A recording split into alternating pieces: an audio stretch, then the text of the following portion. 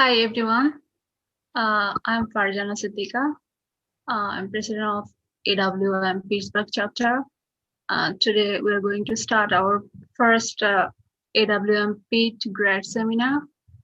Here we have our committee members and both speakers, Nupur Patankar and Sanjana Agarwal, and our faculty advisor, Professor Mata Luika, and we have some of our fellow students from our university. And um, so let's start uh, with Nupur. Nupur, will you please introduce yourself and start the talk? So, hello everyone. So I'm Nupur Patankar. I'm from ISER Bhopal, India, and thanks for this opportunity. So I'm a PhD student and final year, and so yeah, let's start the talk. So the topic for this topic is Hamming weight and other parameters of certain families of linear codes. So we proceed as follows. I'll start with introducing what do we mean by coding theory and just understanding what it is with some definitions and some examples of some codes which I have worked on. Then we'll come to few basic parameters of the codes which are important to know how good the code is. Then I'll come to the first work which I have done with my advisor, which is the weight distribution of a subclass of Z2 double cyclic codes. Then we'll come to generalized Hamming weight of toric codes. And finally, the quaternary affine variety codes over a Klein-like curve. So these terms just seem not familiar to you now, but during the course of the talk, this will be familiar to you. Okay, so let's begin. So what is coding theory about? So transmission of information, as we all know, is very common. We transmit through mails, through phones, etc. So the coding theory develops methods to protect this information against any kind of disturbance or noise that happens during the communications. So how does it work? Let's see an example. Suppose I'm on a telephonic conversation and the person on the other side asked my name. So I replied Nupur, but due to some disturbance in the line, he or she couldn't hear me. So he asked me to spell it. So I said, okay, N as in nose, U as in umbrella, P as in pen, U as in umbrella, and R as in rat. Yeah. So what I have done, the original message consists only of 5 symbols, whereas now I have 26 symbols to tell him what my name is. So I've added 21 extra symbols. So this is what the idea is, that to ensure that the correct message reaches to the speaker, I have just added extra symbols. So the idea behind coding theory is add extra symbols to the information in such a way that even if something is lost during the transmission, the person on the other side could understand what the actual information was and could retrieve it. Okay. So let's come to some basics. So throughout this talk, by FQ, I will always denote a finite field with Q elements. Now FQN, as we can see, has a structure of a vector space over FQ. So any subspace of FQN, I will call it a linear code. By N, I will always call it the length of the code. And since C is a subspace, it has dimension, and I will call it the dimension of the code C. Okay. Yeah. So now let's come to the first family of code, which are Z2 double cyclic codes. These were introduced in 2012. So how it is defined? So we start with a linear code C of length n over Z2. Now let's write n as sum of two positive integers m0 and m1. So we can see C as a subset of Z2 raised to m0 cross Z2 raised to m1. So we call C a Z2 double cyclic code if for any such n tuple, which is written as u0 up to um0 minus 1 and v0 up to vm1 minus 1, in C, if I cyclically shift each part to the right, that is, we obtained um0 minus 1 up to um0 minus 2 and vm1 minus 1, v0 up to vm1 minus 2, and this again belongs to C, then we call it a Z2 double cyclic code. that is cyclically shifting each part, the resulting n tuple is again in the code. Then we call it the Z2 double cyclic code. Now we come to the second family of code which I have worked on. So these were introduced very recently in 2019. So how they are defined.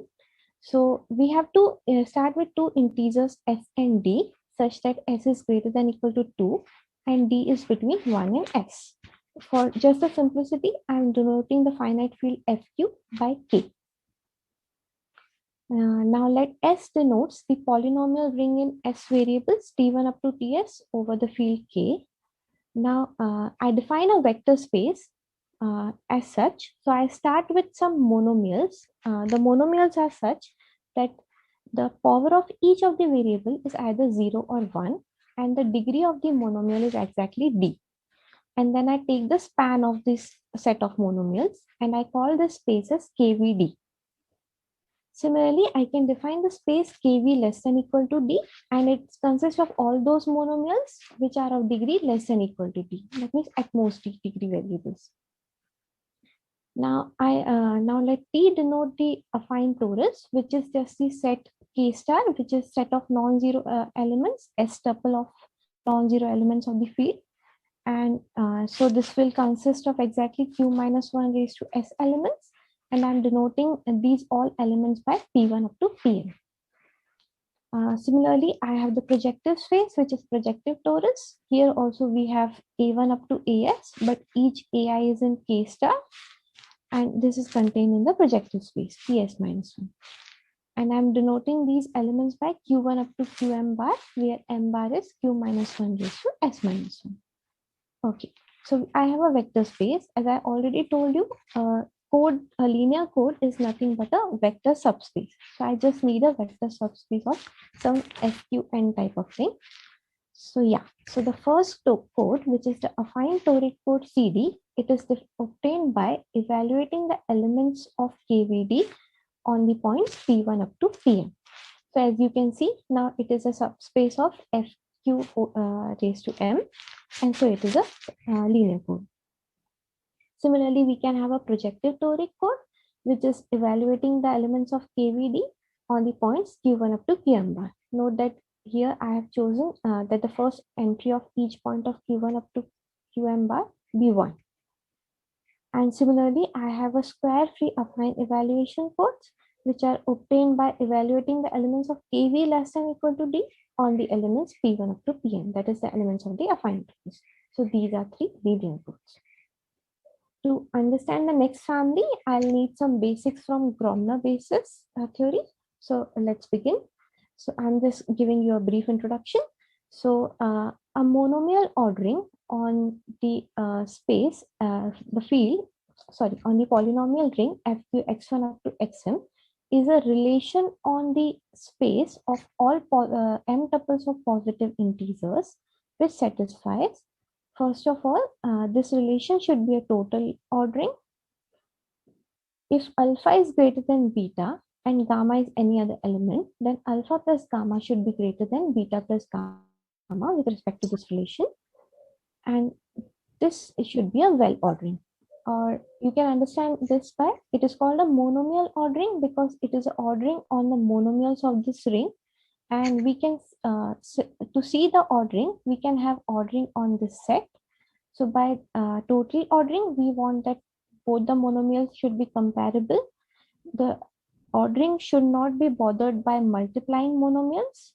And also it should be well ordering because we want that the algorithms which we work on at least be terminated at some step.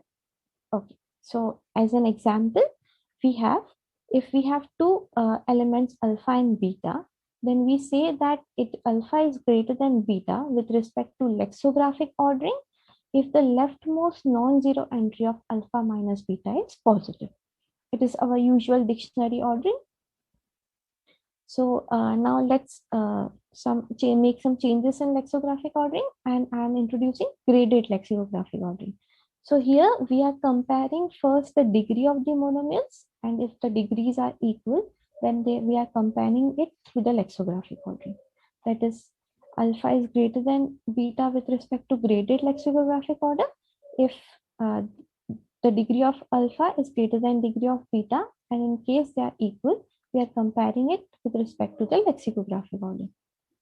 Now, introducing one other variation of lexicographic order is a weighted degree lexicographic order.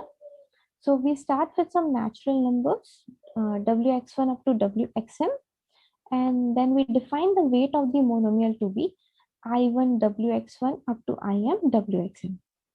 Now, so if I denote a monomial x raised to I as x1 I1 up to xn Im, then this ordering is defined as xi is greater than xj, xi is less than xj with respect to weighted lexicographic order if their weights, either the weight of xi is less than weight of xj, and in case they are equal, we are comparing them with respect to the lexicographic order. Okay, so few more terminologies. So suppose now I have a non-zero polynomial in this ring, and I have fixed a monomial order. So then the multi-degree of f is defined as maximum of the power of these monomials where a alpha is non-zero, where the maximum is taken with respect to this ordering. So the leading monomial will be one which has the power of the multi-degree as the power. The leading coefficient will be one, which will be the coefficient of the leading monomial, and the leading term will be the one which is the product of leading coefficient and the leading monomial. Okay, so let's come to the third family of codes, which are primary monomial affine variety codes. So I start with a fixed monomial ordering on this ring. Then I have an ideal J. By m x1 up to xm, I denote the set of all monomials in x1 up to xm over fq. Then I define what do mean by a footprint of an ideal. So by footprint, I mean all those monomials in the variables xn up to xm such that m is not the leading monomial of any polynomial in G. So this is called the footprint. Then just for notation, I have jq to be sum of two ideals j plus x1 raised to q minus x1, x2 raised to q minus x2, and xm raised to q minus xm. Now I take the set of zeros of this ideal, that the variety of this ideal in the field fq. That is, I have, and I denote the points by p1 up to pn. That is, I am taking the zeros of the elements of jq in fqm. Then I define a primary monomial affine variety code as I take a subset L of the footprint, and then I evaluate the elements of this set L on these points p1 up to pn, and then I take the span of this set. So this looks very familiar to the earlier example. I have evaluating some monomials on the points and then taking the span. It is because the affine variety codes are a very general, very large class of family of codes. Even the linear codes belong to this family. So the definition looks very similar to the earlier ones. Okay, so yeah, so these are all the families of codes I've introduced, I've worked on, and I've worked on some more families, which if time permits, I will introduce. So up till now, we have only seen that these are some of the codes, but how good the code is, how important it is, if it can detect error, if it will be able to correct error, are some things which we don't know yet. So to understand them, there are certain parameters associated to a code. So first one is called the minimum distance. So it is defined as follows. So we start with two elements, say x and y in the space fqn. Then the Hamming distance is defined as the number of coordinates where x and y differs. The Hamming weight of an element of fqn is then defined as the number of coordinates where x is non-zero. So now comes to the minimum distance. The minimum distance of the code is defined as the minimum of the Hamming distances of the elements x and y in C where x is not equal to y. So yeah, so how is it useful? So first of all, So we can think of a code as a collection of messages. So if I send a message X, it may get changed. And suppose now Y is received, which is different from X. So in that case, the DXY tells us the number of errors which has occurred. Apart from this, minimum distance also tells us what will be the error correcting capability of a code. That means if some error occurs during your communication, some message get changed, then this minimum distance tells us that if the code can correct it and at least it can detect it or not, and how many it can. Okay. Now we comes to the next parameter, which is called the weight distribution of the code. Okay, so for an I between 0 and n, I denote by AI the number of code words, number of elements in C whose weight is I. The Hamming weight is I. So now I can form a sequence A0, A1, A2 up to AN, and this is called the weight distribution of the code. So what is the benefit? How is it useful? First of all, it helps us to look at the elements of the code whose weight is different from that of the minimum distance. Obvious reason. The second, it helps us to tells us the probability that the code will be able to decode the information correctly or not. So yeah, so this is useful. The next parameter is generalized Hamming weight. So so if we have a linear code C over FQ of length n and dimension k, and I take a subcode of C, which is just a subspace, then the support of D is defined as all those coordinates such that there exists an element in D such that xi is not equal to 0. Okay. Or in other words, let's write all the elements of D as rows of a matrix. Then the support of D is all those columns which are non-zero. Okay. So then for R between 1 and k, where k is the dimension of the code, the Rh generalized Hamming weight of C is defined as it is the minimum of the cardinality of support of D's, where D varies over all those subcodes of C which have dimension R.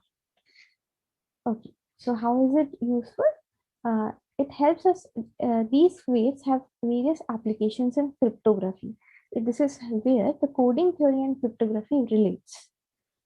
So determining all these parameters of code gives us, tells us how useful the code is in real life applications.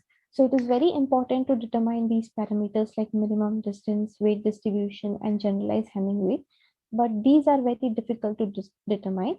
And that is what I have done for some of the codes. So yeah, so first family, the double cyclic codes, which were just codes in which we are cyclically rotating two parts and we are obtaining elements. Okay, so I have obtained the weight distribution of a subclass of Z2 double cyclic codes. So let's come to this family.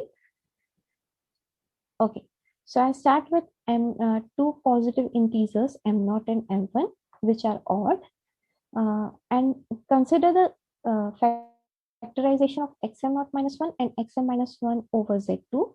And suppose these are all the polynomials we obtained during this factorization.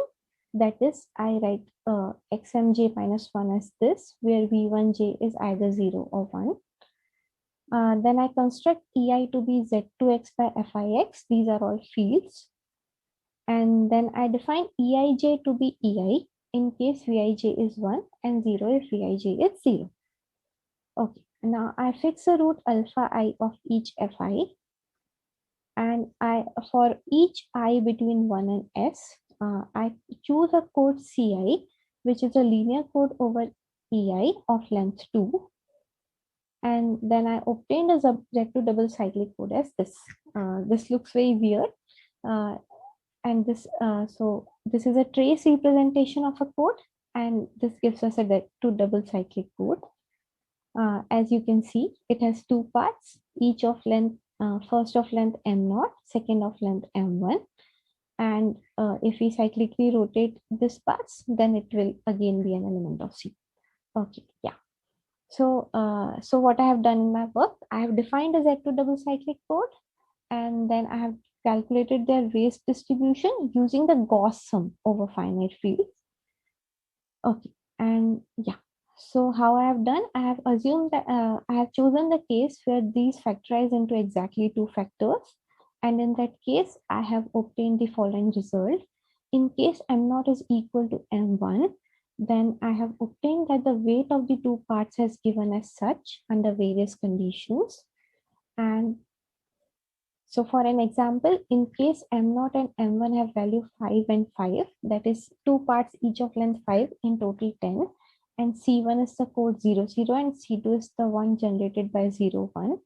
Then I obtained that I have a code in which there is only one element of weight 0, two elements of 10 elements of weight 2, and 5 elements of weight 4.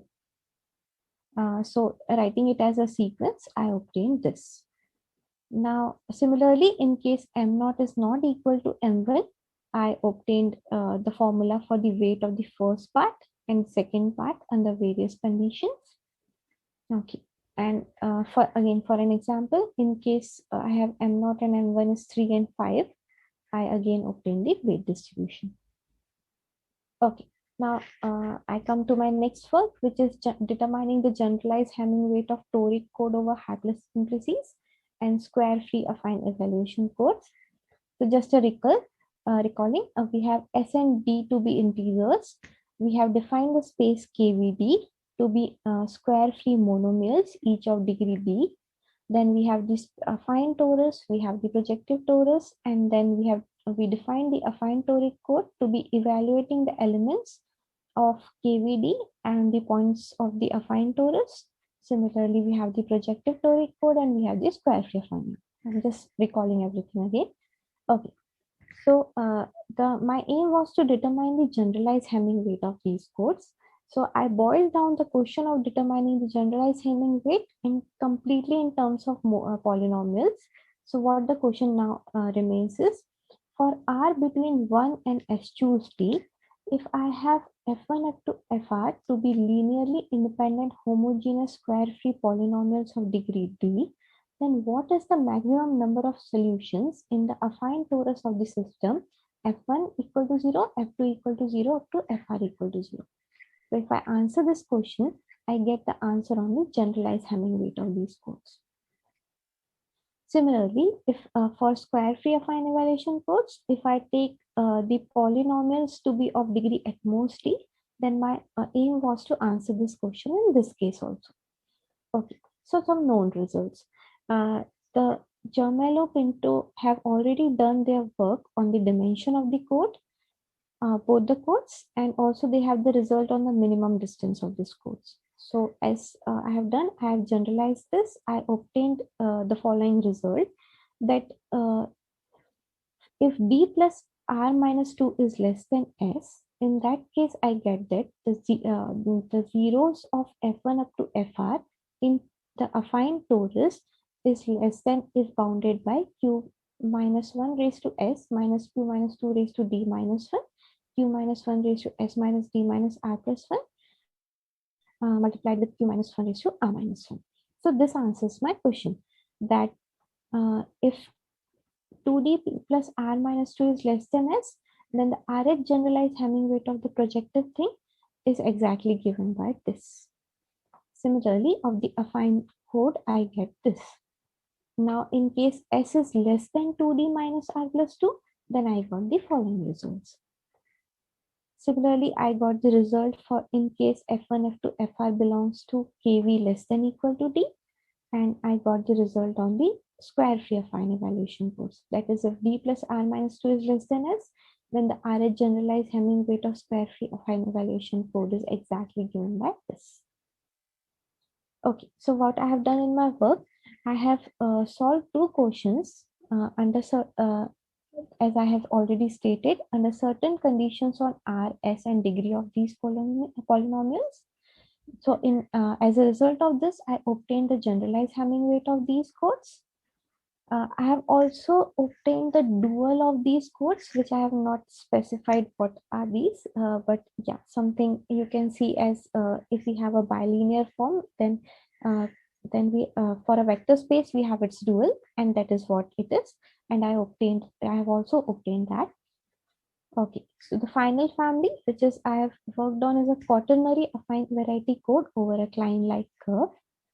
So yeah, so I have already defined, I'm just recalling. So we started with a fixed monomial ordering with an ideal J. Then we have the footprint to be all those monomials which are not the leading monomials of any polynomial in J. Then we have the set of zeros of JQ in FQM, which I denote by P1 up to Pn.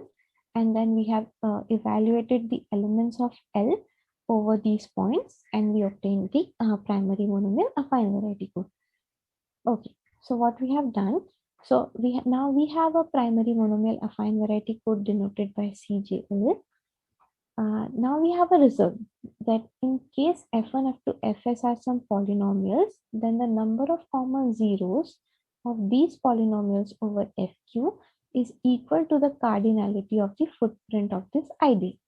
So I just have to determine this to determine the number of zeros. So what we have done? So we started with an element of CJL, and then the weight will be exactly n minus the number of zeros, which will be exactly equal to this cardinality of this set. So our aim was to determine some bound on the weight. Our aim was just to determine, to find out some elements in this set. So we did this, we showed this over an example, which is an example of a Klein-like curve over F4. And we started with a fixed weighted degree lexicographic order, and we obtained the elements of the footprint, and we defined the code, as all those evaluating the elements of M of the footprints where the bound which we have obtained using our method is greater than or equal to some integers. And using that, we obtained various codes, and the codes so obtained were the best possible ones. Okay, so then we extended this idea also to obtain the generalized Hamming weight, that if we have a subcode D and it is spanned by G1 up to GR, then using the similar idea, we obtained the support and we calculated some bounds on the Hamming weights. So these were some of the results which I have got. I have just listed few of them. Okay, yeah. So there's another family of code which I have worked on, but since I don't think I have enough time for that, so these are just the geometric Gopa codes, popularly known. They are the utilization of tools of algebraic geometry in the coding theory. And so yeah, so I'll just give a 2-minute introduction. So we start with the function field. To understand function field, you can think of it as the rational function field over FQ, and we choose some elements of some polynomials of degree 1 over FQ, and then we choose then we evaluate the elements of a vector space over this elements of FQ, and this is how the geometric Gopa codes are obtained. So yeah, sorry I have to skip this because we don't have enough time. Yeah, so these are some of the references which I have used. Yeah, thank you. Thank you so much, Nupur, for your talk.